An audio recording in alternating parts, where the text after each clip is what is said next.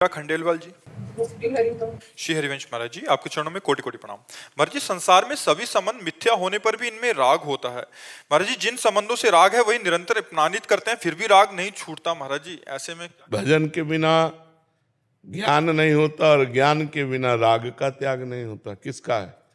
हाँ, तो डट के भजन करे, अभी राग का त्याग हो जाएगा। उम्र क्या, करोड़ों जन्म हो जाएंगे, नहीं छूटेगा राग। करोड़ों जन्म हो गए, जहां जन्मते हैं वहीं राग कर बैठते हैं। राग तो हमारे साथ ही रहता है ना। जिनसे राग करते वो नहीं रहते साथ, लेकिन राग तो रहता है ना। जिस वस्तु व्यक्ति स्थान का संयोग हुआ उसी से राग कर बैठते हैं।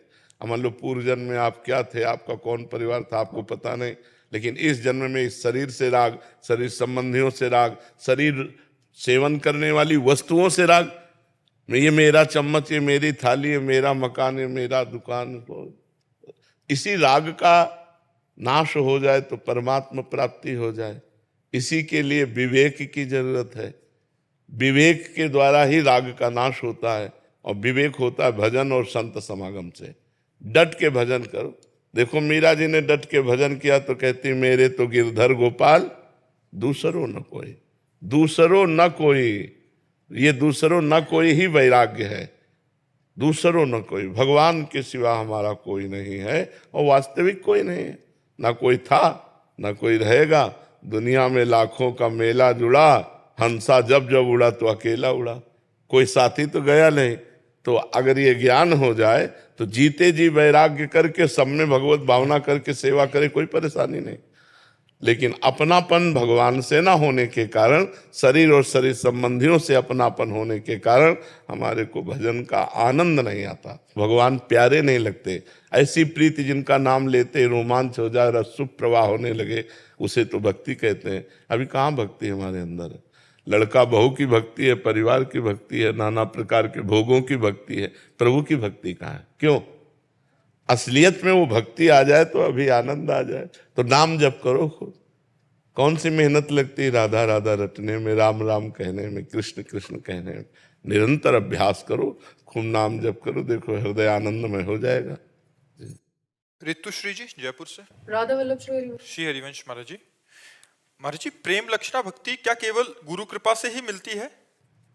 नाम जप, लीला गायन, लीला श्रवण, भगवत चरण अरविंद की सेवा, और तन मन वचन से पूर्ण रूप से इष्ट देव के प्रति समर्पण, अन्य अभिलाषा कोई नहीं, श्री कृष्ण के प्रतिकूल कोई आचरण नहीं, तब प्रेम लक्षणा भक्ति मिलती है। गुरु कृपा का ये स्वरूप है। जब तक नाम जप नहीं होगा, भगवत लीला कथा गायन श्रवण नहीं होगा, मूल मिलाकर के नवधा भक्ति नहीं, तो प्रेम लक्षणा भक्ति कहाँ से आ जाएगी? जब तक श्रवण कीर्तन स्मरण विष्णु पाद सेवन अर्चन बंधन सख्यात्म समर्पण 9 प्रकार की भक्ति नहीं, तो प्रेम लक्षणा भक्ति आ ही नहीं सकती है। श्रवण कीर्तन जितना अधिक होगा उतनी भगवान की प्रति प्रियता बढ़ती है। शरणागति भी श्रवण से ही होती है। विभीषण जी कह रहे हैं, श्रवण सुजस सुनि आयऊं प्रभु भंजन भवभीर, त्राहि त्राहि आरति हरन शरण सुखद रघुवीर। जब तक हम खूब भगवान की चर्चा नहीं सुनेंगे, नाम जप नहीं करेंगे, भगवत सेवा नहीं करेंगे, तो प्रीति कैसे हो जाएगी? सुनना, बोलना, देखना, खाना पीना, उठना बैठना सब भगवान के लिए हो, तब भगवान के चरणों में प्रीति होगी, और प्रीति का ही नाम प्रेम लक्षणा भक्ति है। ऐसे प्रेम लक्षणा भक्ति नहीं हो जाती। यही गुरु कृपा है कि हमारी नाम जप में प्रीति हो। यही गुरु कृपा है कि हमारी भगवत कथा सुनने के लिए कान लालायित रहे। आशा बसन व्यसन याति नहीं, रघुपति चरित होय तहाँ सुनहि। यत्र यत्र रघुनाथ कीर्तनम तत्र तत्र कृतमस्त कांजलम वाष्पवारि परिपूर्ण लोचनम। हनुमान जी महाराज कैसे आंसू बहाते हुए जहाँ जहाँ भगवान की चर्चा होती वहाँ वहाँ वो सुनते हैं। तो हम बावरों सो रस में फिरे, खोजत नेह की बात, प्रिया प्रीतम के प्रेम की बात, भगवान के प्रेम की बात जहाँ हो रही हो वहाँ बैठकर सुनने का स्वभाव बनावे, खूब नाम जप करे, गुरु चरणों का संत चरणों का आश्रय रखे, तो प्रेम लक्षणा भक्ति प्राप्त हो जाती है। संत कृपा, भगवंत कृपा, गुरु कृपा का मतलब यही कि हमें साधन में प्रेम हो जाए, हमारी जो साधना है उसमें प्रेम हो जाए। साधना में प्रेम तो साध्य में प्रेम अपने आप हो जाएगा। अनूप सिंह भाकुनी जी। श्री हरिवंश। श्री हरिवंश महाराज जी। महाराज जी, कर्म, नियति, भाग्य और धर्म में क्या संबंध है? कर्म, नियति। कर्म वर्तमान में किया जाता है, नियति जो पहले से भाग्य निश्चित हो गया उसे ही कहते हैं। भाग्य और नियति अलग अलग नहीं है। बोले इसकी नियति निश्चित है अर्थात तुम्हारा दैव प्रारब्ध निश्चित है, भाग्य निश्चित है।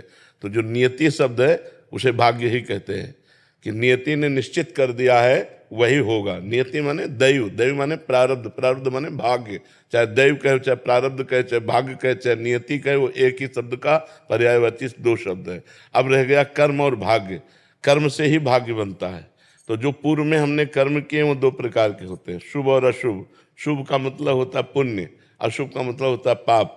पाप और पुण्य रूपी कर्म से ही हमारे इस शरीर का निर्माण हुआ है और शरीर का प्रारब्ध निश्चित है। किस समय कहाँ कौन सी गति अच्छी या बुरी होनी वो नियति में पहले से लिखी है। नियति माने भाग्य, भाग्य माने प्रारब्ध, प्रारब्ध माने दैव। समझ पा रहे हैं आप? तो अब हम जो कर्म कर रहे हैं वर्तमान में इसे क्रियमाण कहते हैं। क्रियमाण माने नवीन कर्म। अगर हमारे नवीन कर्म अच्छे हो तो पुराने कर्मों को रौंद करके हम मंगल कर सकते हैं अपना, हम भगवत प्राप्ति कर सकते हैं। अगर नवीन कर्म भी बस दो ही रहे, शुभ और अशुभ, तो फिर भी हमारी दुर्गति रुकेगी नहीं। वो मनुष्य जन्म लेने के बाद भी पुनरपि जननम पुनरपि मरणम पुनरपि जननी जठरे शयनम ये होता रहेगा। समझ पा रहे हैं जी?